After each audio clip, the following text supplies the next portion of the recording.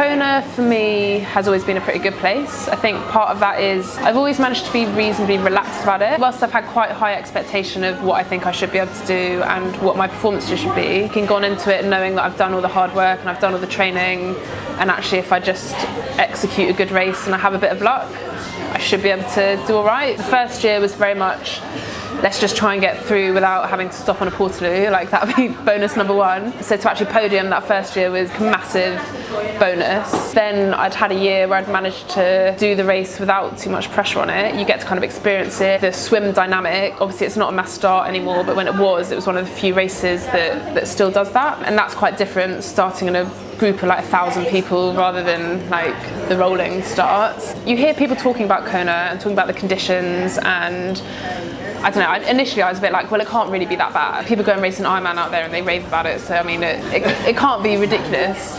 And I think I've also been quite lucky in that all 3 years that I've done it, the conditions haven't been that extreme. So I think the first year I did it, reasonably normal Kona condition, reasonably hot, reasonably humid, reasonably windy, but nothing stupid. And then last year there was no wind, which loads of people were talking about, like, oh, it's a much easier year. I actually thought last year was almost tougher. For me anyway, because I think as a strong cyclist it meant that I couldn't really take advantage of my biking because there wasn't any wind to push against people. Then meant that on the run it felt really, really hot because there was no wind to cool you down a bit. And then this year it was back to being sort of reasonably hot, reasonably humid, and a nice bit of wind. So like actually this year was for me perfect conditions. I think each time you do an Ironman you kind of learn a bit more about how you can pace it, what you should eat, what went wrong, what went right, what you can do better. With Kona in particular, actually probably my biggest tip for people would be don't get overwhelmed by the hype. It's very easy, and I think especially because you fly out quite early because it's a really long way to go. You've generally got to get over jet lag and you want to get used to the conditions. So you're there for ages and you see all the people around and you just see this like mass of like toned, tan bodies, and like everyone looks so fit, everyone's got all the best gear, and like it's really easy to kind of get a bit overwhelmed by that. And like even the fact that you're around all the best professional triathletes in the world, you know, you can just be like wandering down the street and you'll bump into all sorts of people. Remember, it's just another race. Actually, you know, when that gun goes off, you just got to get your head down and execute what you can. This year at Kona, similar to last year. So last year I went to Kona thinking I want to win overall, doing all right, and then got ran down by two women, both of whom are older than me, one of whom who has 4 kids, so that was slightly demoralising. The conditions last year were not really in my favour. This year I kind of went back with I only really want to go back if I think I can win the overall race. Like that was 100% my aim. I was kind of on track for that. I had like a pretty good day at Roth back in July. I was like just back out on like my first ride, getting back into it with 2 friends, and a car just like pulled across us, brought us all down, and I broke my collarbone. So at that point, this was 11 weeks out from Kona. Obviously the swim is my weakest point, so not really being able to swim was a bit of a disaster. Not really being able to run, also a bit of a disaster, because I'd had a bit of a stress fracture leading into Roth, so I hadn't been able to do as much running into that either. So actually like when I crashed, I was like, that's it. Like, that's kind of all my dreams of trying to win this age group race done. I'd obviously had everything booked, so I was like, either way, I'm going to go out to Kona, I'm going to see what happens and have good fun out there. I was on the Zwift Academy as well this year, which, you know, all the teammates were going to be out there. It was going to be this amazing week. I kind of thought I'm going to have to readjust my expectations. I mean, I was quite lucky. So I think post collarbone, I had to wait 10 days to get an operation on it. So I had sort of 10 days of really not doing very much at all, like mainly because it was really painful. I was talking quite a lot to Lucy Gossage and Laura Siddle. Lucy Gossage, really don't know how she managed to do half the training, because she had a similar wait between breaking hers and having her operation, and some of the training that she was doing, like she went and did some one-arm swimming before the operation. I mean, for me, the thought of doing that, no, absolutely not. I wasn't going anywhere near the water. Laura was then quite good. There was quite a good balance of advice I was getting from what they'd done, and so I sort of used that first 10 days to actually try and chill out a bit, give my body a bit of a chance to recover.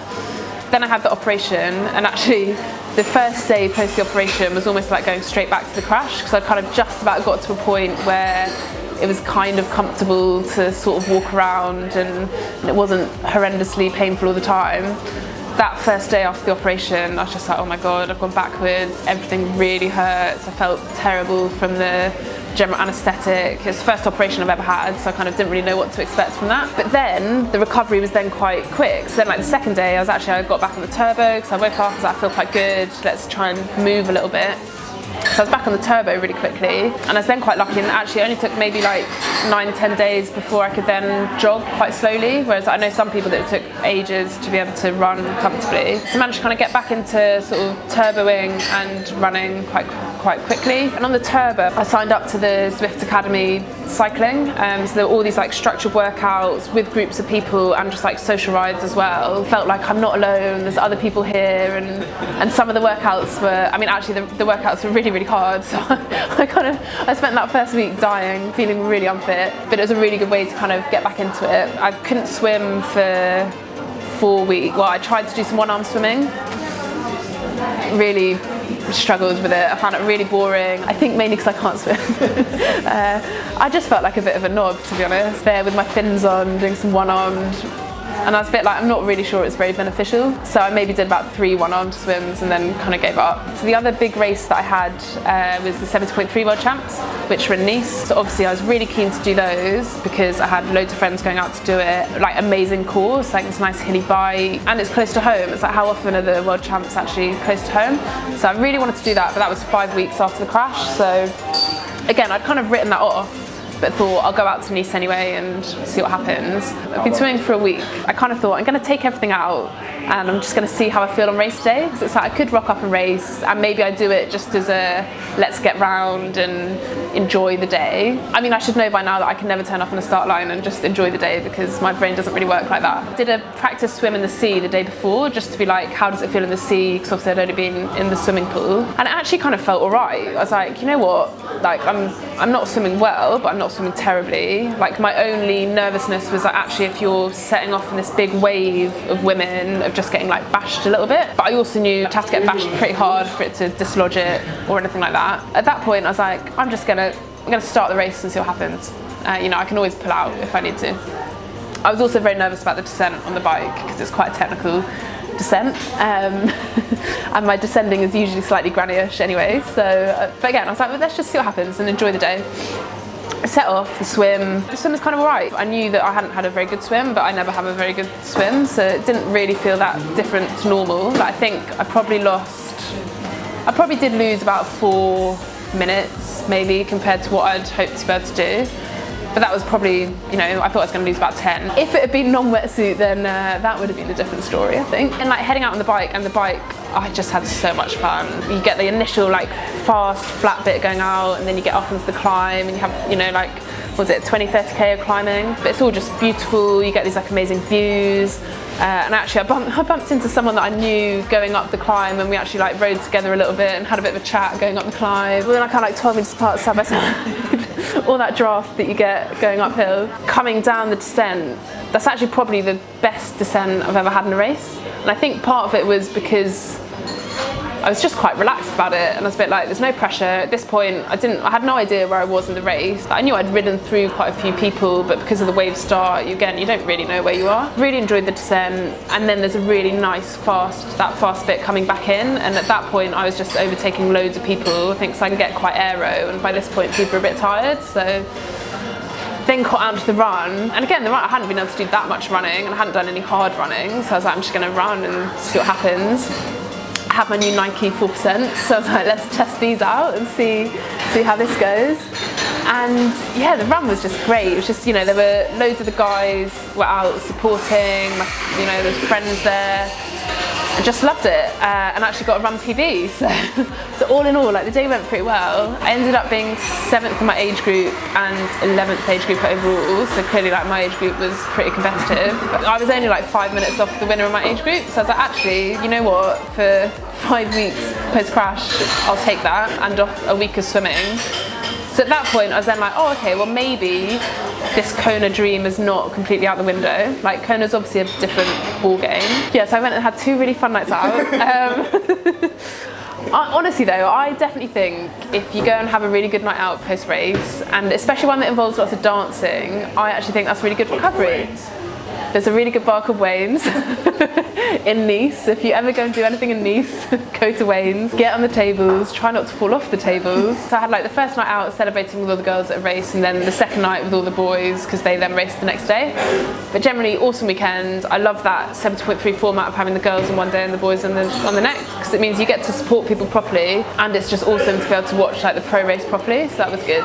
So at this point I was like, right, I think I'm kind of back on track and get properly into my Kona training now. I'd lined up to do some more heat chamber sessions. I did them like last year and that seemed to work pretty well, so I did similar this year, apart from I did it in a kind of more intense block, so I did sort of like 7 sessions back to back before flying out. Fairly similar build up in terms of like the long rides that I was doing. Did a couple of my long rides on the turbo because I wasn't really that keen to venture out, but fortunately I had a couple of friends that came and kept me company, so I had I think a couple of 5-hour turbos where people came and joined, and so I had like actual company. Sort of 2 weeks before Kona, and I flew out a bit earlier this time as well, so we had a group of us from the Zwift team. We all went and got a house together before our official Zwift house. And yeah, it's just like, it's a really nice place to be, to just actually kind of chill out a bit when you've done most of your hard training. Like I think we maybe had like a couple of hard-ish, longish sessions left, but then a lot of it you can just sit in the sunshine, have some ice cream, and you know, so it felt like a really nice relaxed kind of lead in to the race. Then like the week before, when we moved into the actual Zwift house, we were actually a bit busier. Like we had quite a lot of media stuff to do. Obviously they've given us this amazing deal this year. With that comes a few things that we had to do for them. But actually it made it feel just like this whole, I felt like I was on a different planet, you know. We had like cameras following us around, we were doing like some filming, we had interviews. So it did feel quite different. Having the team around was really, really nice. And then actually one of the nicest things was they brought a chef out, cooked all our food for us, so didn't really feel like we had to do anything. We had like bike mechanics, had everything. It was like amazing. You know, we had better support than 95% of the pros out there, which is pretty ridiculous. By the time it came to race day, it's like, right, well actually I have no excuses, you know, like I've had everything done for me. I've actually managed to get some decent training in, and I feel in pretty good shape. So it's like, you know, I actually think this race is mine to lose, but again, let's see what happens. You never really know who's going to turn up, because obviously, well, I didn't even have to race an Ironman this year because I had already qualified. You don't even know what your competition is going to be like throughout the day. So for the swim, I always try and get myself like onto the front, and I always fail. For that start line, and like this year was a bit different because they were doing it in waves, and I was really nervous about the waves. I thought there was going to be much worse. I thought that it was going to make it harder to swim through all the men, and then there was going to be more drafting on the bike. In actual fact, like it was way easier to swim through the men because they were like much more spread out. I actually managed to find some really good feet to sit on. Up until about 3.2k, I was just sat on this girl's feet, having a lovely swim. Yeah, great. She then dropped me a bit towards the end, but I came out in, I think, 101, which is 2.5 minutes quicker than last year. So again, I was like, I'll take that. I wasn't really expecting to go any faster. Coming out the swim, I was like, well, that's been pretty good. And like, it felt like quite a hard swim, actually. It felt quite choppy that whole way back in. Coming out the swim, I was like, right, onto the bike now. This is where I know that I can make up some good time. And the main person that I was aiming for was one of my Zwift teammates, who I knew, like, she's a ridiculous swimmer. Like, I was expecting her to come out maybe like 53, 54, and she's also like, generally she's an amazing athlete. So I was like, if I can catch her at some point on the bike, I'll know that I'm probably near the front of the race. Saw her as I was heading down the first little bit above Alihi Drive. I saw her kind of coming back, so I was like, oh, she's actually not a million miles ahead of me. And I managed to catch her by, I think it was by like 60k. So at this point I was like, okay, I'm clearly having quite a good ride, and I must be somewhere near the front. So I wouldn't imagine anyone to really swim that much quicker than her or bike that much faster than her. But at this point again, I was like, well, I've not actually been overtaken by any men either. So I feel like, again, that's quite a good sign that it's going quite well.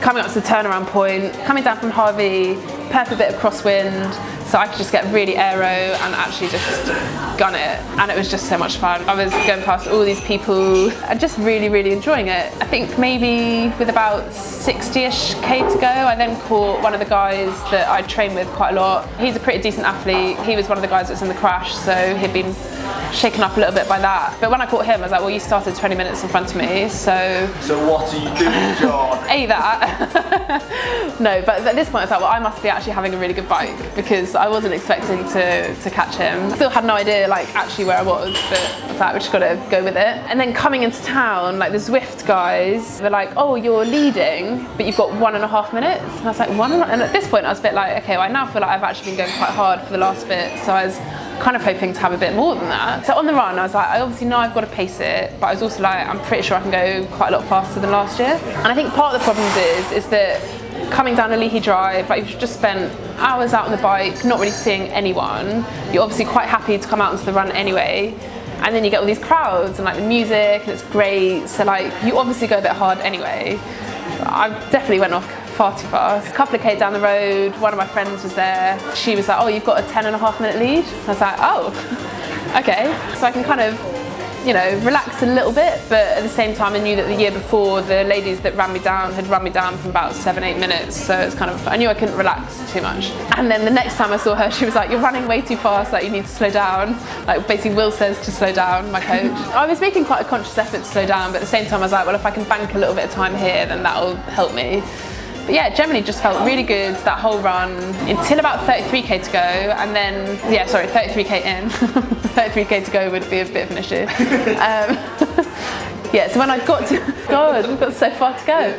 So yeah, so when I got to 33k, I think I was just starting to get a bit tired. You've obviously been going for quite a while, it's quite hot. And this is where like I was starting to get just that slight bit of knee niggle. But I then found this guy that I know a little bit through my coach. He was a bit like, let's just run together this last bit. So we did a bit like, I would go on the front for a bit, he would go on the front for a bit, we helped pace each other. And when I started struggling a little bit more, I think with about 4k to go, and I was trying to like walk through the aid stations, and he was basically being like, no, keep going, you can't stop. So he like really kept me going for that last little bit. Coming down Polani, actually I was just like, please don't cramp, because I could feel like my whole legs at that point were like really quite wrecked. But I know that I've got a good lead now, I just need to get across that line. And then just soaked up that whole, like, it's really cool, like when you've come around the corner from Polani, and then you get all the way down that nice little flat bit coming to the red carpet, and you've got like crowds everywhere, and lots of people cheering, and it was just, yeah, and then coming down the red carpet, it's just soak it up, magic. And yeah, it's just like massive feeling of relief coming to that finish line, having achieved what I wanted. And generally just, I think there's something really satisfying about putting together a good Ironman performance. I think like it's quite rare to have generally a really good day, and I think that Kona performance for me, there wasn't really anything that went wrong. It all went pretty well. There's probably tiny little bits that I could improve on, but generally speaking it was a really good, solid performance. As I came through past the finish line, Will, my coach, was there and like gave me a big hug and was kind of like, well done. And like that was really, really nice to kind of be able to like see him immediately and sort of celebrate with him a bit, because obviously like his coaching is kind of what's got me to where I've managed to get to. So yeah, and then I had to spend about an hour in anti-doping.